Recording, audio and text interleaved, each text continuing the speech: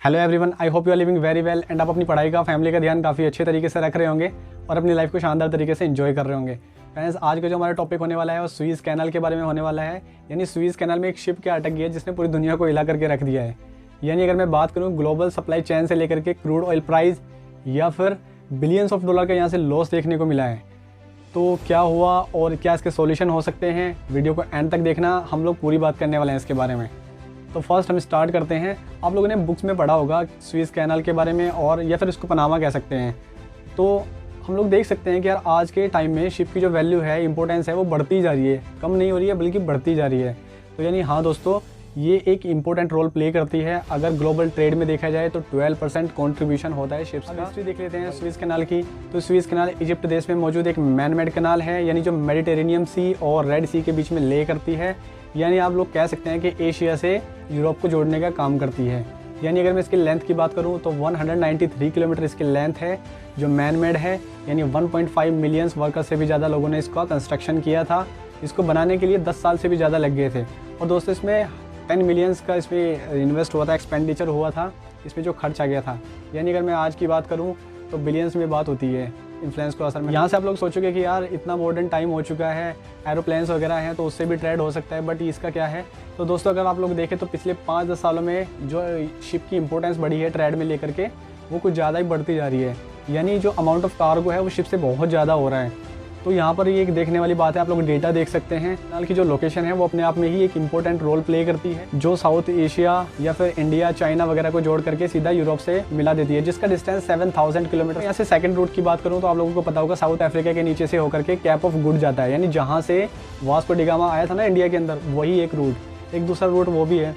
तो दोस्तों, अगर आप लोग सोचें कि यार इस रूट से भी जा सकते हैं, उससे भी जा सकते हैं, तो यहाँ पर जो टाइम है, पैसा है, यानी टाइम और मनी दोनों को सेव होता है। यहाँ से कहाँ से, यानी अगर हम सुएज़ कैनाल से होकर के यूरोप पहुंचते हैं तो हमारा बहुत सारा टाइम और पैसा बच जाता है।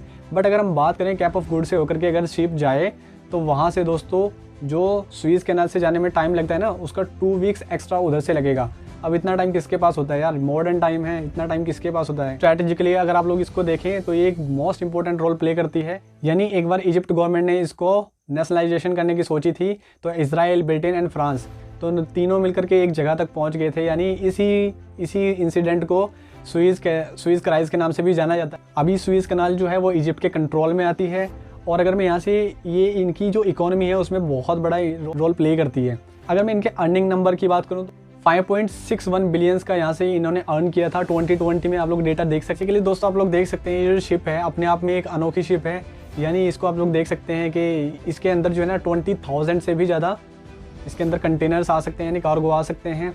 यानी अगर मैं बात करूं यहाँ पे 20,000 कंटेनर्स जो हैं, अगर इनको एक ट्रक में एक कंटेनर आ सकता है। यानी अगर मैं बात करूं बाय रोड जाने की और ट्रक्स में इनको रखा जाए तो एक ट्रक में एक कंटेनर आ सकता है, और अगर बाय रोड इनको भेजा जाए तो यानी 273 किलोमीटर तो यही कवर कर लेता है। आगे का जो ट्रैफिक होगा उसका क्या होगा फिर। तो इसीलिए जो है ना कार्गो को और कंटेनर्स को इतने सारे जो एक साथ चले जाते हैं, इसलिए शिप का यूज़ किया जाता है। आई होप ये चीज़ आपको क्लियरली समझ बारे में। तो टाइटैनिक काफ़ी बड़ी शिप हुई है अपने टाइम की। यानी इसकी जो लेंथ थी 269 मीटर इसकी लेंथ थी।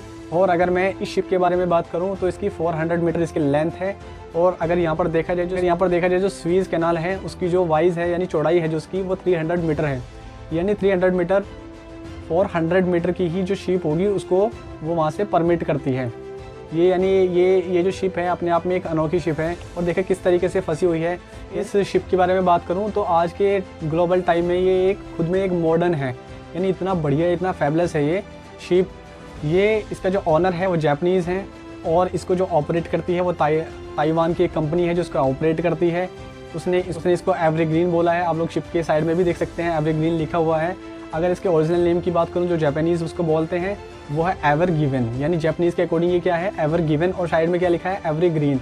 यानी जो एवरग्रीन है वो जो ऑपरेट कर रही है कंपनी इसको ताइवान की, ये उसने इसको। अगर मैं इसके क्रू मेंबर्स की बात करूँ तो इंडिया के 25 क्रू मेंबर्स इसमें ऐड। तो इसके रीज़न क्या हुए हैं अटकने के, तो इसके कुछ रीजंस हैं अटकने के, जैसे पुअर विजिबिलिटी, हाई विंड्स और सैंड स्टॉर्म्स। यानी कुछ तेज़ हवाएं आई और इसके ऊपर जो कार्गो ऐसे कंटेनर ऐसे लगे हुए थे तो उसमें टकराई और उन्होंने एक सेल की तरह मूव किया। और ये शिप जो है ना एक ईस्ट साइड में, यानी इस कैनाल की ईस्ट साइड में जाके मिट्टी में धंस गई, जहाँ पे जो है ना मिट्टी, हल्की मिट्टी थी, यानी सॉफ्ट मिट्टी थी, ये जाके इसका आगे का जो हिस्सा था उसमें फंस गया।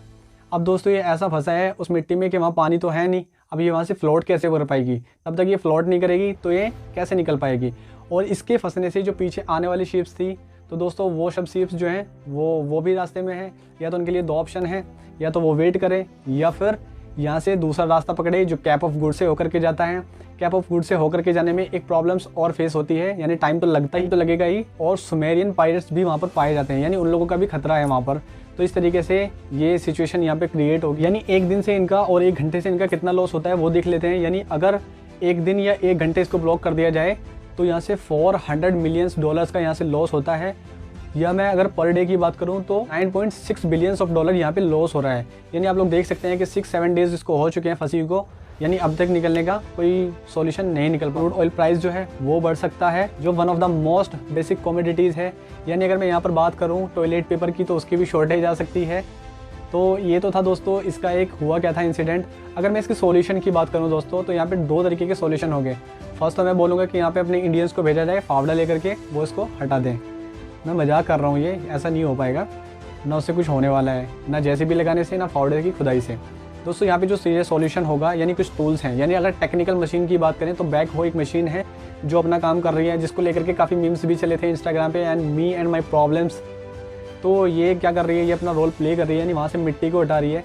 दोस्तों बेसिकली होगा क्या, जब मिट्टी वहाँ से हटेगी और वहाँ पे पानी आएगा तो वो हेल्प करेगा, यानी इसको फ्लोट करने में हेल्प करेगा। यानी मिट्टी को पहले नीचे से हटाया जाए, उसके बाद ये फ्लोट कर पाएगी ताकि पानी ज़्यादा आ जाए इसके नीचे। फिर इसी के साथ में एक डिगर यहाँ पे जो है, यहाँ पे एक डिगर शिप जो लगा रखी है, यानी वो क्या करती है, पानी के अंदर से जो मिट्टी को हटा रही है वो, यानी वो भी एक इंपॉर्टेंट रोल प्ले करती है। उसके नीचे पानी आ जाए ज़्यादा और वो फ्लोट करने लगे। दोस्तों यहाँ पे नेचर का भी वेट किया जा रहा है, यानी हाई टाइड्स कब आएँ, और जिनकी वजह से यहाँ पे 18 मीटर जो वाटर होगा वो बढ़ जाएगा। यानी उससे और क्या होगा, उससे इनकी और हेल्प होगी, जिससे ये और इजीली फ्लोट कर पाएगी, यानी जिससे मेहनत थोड़ी कम करनी पड़ेगी और इजीली फ्लोट कर पाएगी। इसके साथ में ये है दोस्तों कि यहाँ पे टग बोट्स जो लगी हुई है, टग बोट से भी इसको खींचा जा रहा है। बेसिकली आप लोग देख सकते हैं यार, जो और टाइटैनिक से बड़ी है, ये इजीली उसको क्या खींच पाएगी अकेली। तो इसके लिए और सारी शिप हो, या फिर इसके लिए दूसरा सॉल्यूशन ये होगा कि जो इसके अंदर कार्गो रखे हुए हैं उनको निकाला जाए, उनको हटाया जाए इसके अंदर से, और जो ये टग बोट्स लगी हुई हैं वो और बोट्स लगाए जाएँ, जिनकी वजह से इसको मोशन में लाया जा सके। और इसके नीचे जो बैकहो काम कर रही है, यानी वो पानी का अपना काम करती रहे, खुद एक्सवेशन करती रहे, जिससे वहाँ पे क्या हो, पानी आ जाए और ये इजीली फ्लोट कर पाए। तो दोस्तों कैसा लगा ये वीडियो मेरा आप लोगों को, आप मुझे कमेंट बॉक्स में कमेंट करके ज़रूर बताइएगा। एंड प्लीज़ यार मेरे चैनल को सपोर्ट कीजिएगा और अपने फ्रेंड्स के साथ में इसको शेयर कीजिएगा। And thank you so much.